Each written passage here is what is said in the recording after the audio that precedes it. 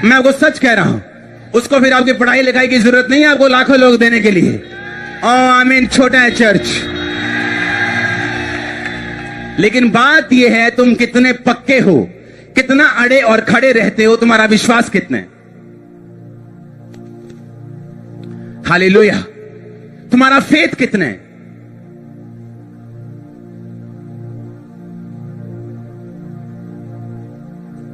Daniel के बारे में परमेश्वर ये उनको बता रहा था लोगों को कि अगर डैनियल पढ़ सकते हैं, अगर ये इस बंधुआई में भी सुरक्षित रह सकते हैं, ब्लेस्ड रह सकते हैं, बल्कि ऊंचा भी हो सकते हैं, तो तुम भी ऐसा कर सकते थे।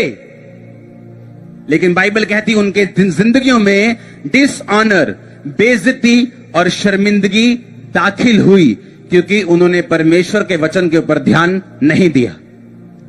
जो दुनिया करते थे वो करते थे। हालेलुया। मैंने क्रिश्चियन घरों की शादियां देखी, उनमें और दूसरे लोगों में 1% भी फर्क नहीं। सेम वही वो करते हैं, पैरों में बना बना के क्या सब चीजें, और बोलते हैं हम क्रिश्चियन हैं। शराब चलती है शादियों में, हम क्रिश्चियन हैं। गाने चलते, बोलते हैं हम क्रिश्चियन हैं। इसीलिए आज हर व्यक्ति परमेश्वर को उस तरह से नहीं पकड़ पा रहा जिस तरह से उसे पकड़ना चाहिए, और वो संघर्ष कर रहा है। क्यों? परमेश्वर ने नहीं कहा, लेकिन अपनी कमियों की वजह से। अगर आपको लगता है कि बिना इन चीजों के मैरिज नहीं हो सकती, तो आप मेरी मैरिज की वीडियो देख सकते हैं। ऐसे हो सकता है, और अच्छा हो सकता है, और बेस्ट हो सकता है। पर जब तक आपकी मैरिज में कोई शराब पी के 2-4 घूसे ना मारे एक दूसरे को, मजा ही नहीं आता आपको। जब तक फुफ्फड़ नाराज ना हो शराब पी के, मजा कितों होना। हाँ, लेकिन ये चीजें एक रुकावट है, क्योंकि परमेश्वर बड़ा देने से पहले आपकी छोटी आज्ञाकारिता को चेक करता है। छोटी आज्ञाकारिता, आपने 2 रुपए चुराए कि नहीं चुराए, आपने 5 रुपए की हेराफेरी की कि नहीं। लेडीज की क्या सब्जी में, चलो जी एक नींबू चक्का बेच पा लिया, ये उतनी ही बड़ी चोरी है जितनी 100 करोड़ की चोरी हो परमेश्वर के सामने। उतनी बड़ी चोरी है ये भी, उतनी ही बड़ी परमेश्वर समझता है इसे जितनी 100 करोड़ को समझता है। आप बोलते हैं ना फलाना जी सरकार में चोरी कर ली जी 100 करोड़ की, वो नींबू की चोरी भी 100 करोड़ की चोरी के बराबर है। आपको मालूम? परमेश्वर इतना सीरियसली उसे लेते हैं। एस्तर गई राजा के सामने, वापिस आई, जब उसके स्टाफ से मिली, स्टाफ बोलता ये सब चीजें ठहराई हैं तेरे लिए। कहती जो ठहराया मुझे वही चाहिए।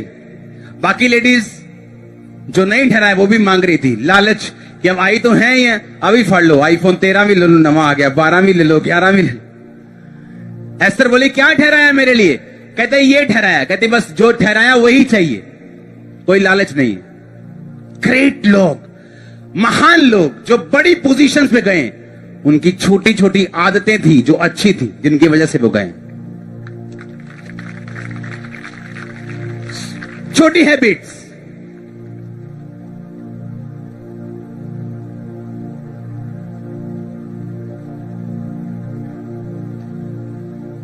लेकिन आत्मिक जिंदगी डेड कर ली आज, ये छोटी गंदी आदतों की वजह से। आत्मिक जिंदगी खत्म कर ली ये छोटी छोटी गंदी आदतों की वजह से। मैं आपको आज सच बता रहा हूं, अगर आप फेसबुक पे ज्यादा समय बिताते हैं, आप कभी लाइफ में क्रिश्चियनिटी को फॉलो नहीं कर पाएंगे। मैं आपको सच कह रहा हूं। अगर आप सोशल मीडिया पे ज्यादा समय बिताते हैं, हर चीज को फॉलो करते हैं, देखते हैं, आपकी क्रिश्चियन लाइफ अंडर अटैक है। आपकी स्पिरिचुअल लाइफ अटैक के नीचे, शैतान आप पे काम कर रहा है। यह मुश्किल है, पर इसके जैसा असर कोई दुनिया की ताकत आपको नहीं दे सकती। इसकी जैसी ब्लेसिंग परमानेंट वाली कोई आपको दुनिया की ताकत नहीं दे सकती। अरे मुंह खोलो, खुदा तुम्हारे साथ है, जाओ तो सही। मैंने कहा वो तुम्हारे साथ खड़ा है, मुंह खोलो। आमीन। अगर इस तरह से चलोगे ना तो मुंह खोलना, डरना मत किसी से भी, वो तुम्हारे साथ होगा।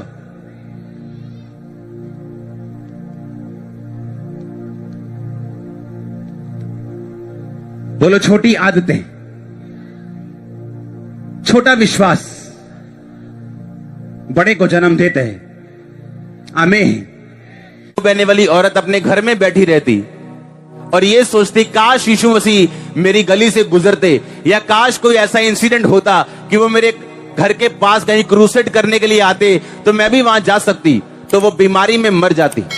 पर बाइबल कहती है उसने फैसला किया कि जहां पे प्रभु यीशु मसीह गुजरेंगे, मैं बीमार हूं लेकिन फिर भी चल के जाऊंगी, छू नहीं सकती लेकिन अपनी पूरी कोशिश करूंगी मरते दम तक, जब तक मैं उसको छू ना लूं।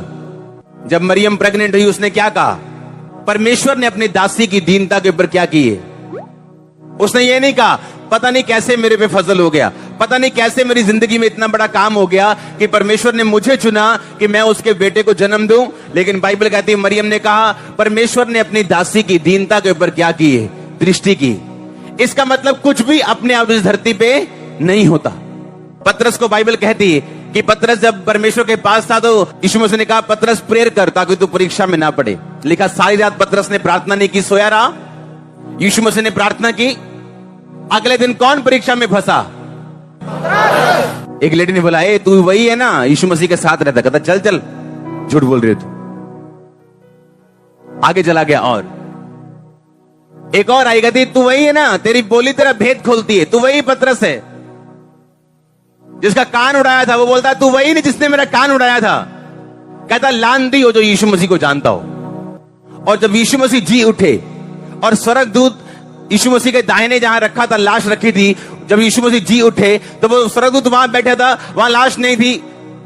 लेकिन बाइबल कहती पतरस ने मन फिराया और यहूदा इस्करियोती की तरह वो आत्महत्या करने नहीं गया, बल्कि फिर से वो चेलों के साथ मिला और फिर से उनके साथ प्रार्थना करना उसने शुरू की। यीशु मसीह से मिला, यीशु मसीह को बोला, यीशु मसीह ने कहा पतरस क्या तुम मुझसे प्यार करता है? उसने कहा हां परमेश्वर मैं तुझसे प्यार करता हूं। उसने कहा मेरी भेड़ों को चरा। क्या सचमुच तू मुझसे प्यार करता है पतरस? हां प्रभु मैं प्यार करता हूं, मेरे मेमनों को चरा। फिर तीसरी बार पूछा क्या तू सचमुच मुझसे प्यार करता है? उसने कहा, वो डर गया, उसने कहा पता नहीं परमेश्वर को शक पड़ गया शायद, लेकिन मैं तो उससे बड़ा प्यार करता हूं। उसने कहा हां प्रभु मैं तुझसे प्यार करता हूं, मेरी भेड़ों की रखवाली कर। 3 बार पतरस ने इनकार किया था, 3 बार परमेश्वर ने उससे इकरार कराया और दोबारा चेला भर्ती किया उसको। आपको मैं बताना चाहता हूं एक आत्मिक बात, जिस जगह के लिए आपको चुना गया, जिस मिनिस्ट्री के लिए आपको चुना गया, आप दुनिया में भाग जाओ, आपको ऊंट फिर उसी पहाड़ के नीचे आता है। कई बार आप जब ग्रेस में होते हो, आप एक मिनिस्ट्री के नीचे होते हो, उस मिनिस्ट्री की अनॉइंटिंग की वजह से आपकी फैमिलीज और सब चीजें ब्लेस्ड होती, और जैसे ही आप ग्रेस से बाहर जाते हो, जब शैतान अटैक करता आपको मालूम होता आपने क्या गवाया। परमेश्वर के वचनों को सुनने के लिए हमारे चैनल को सब्सक्राइब कीजिए और हमारी लेटेस्ट वीडियो सबसे पहले देखने के लिए बेल आइकन को प्रेस कीजिए।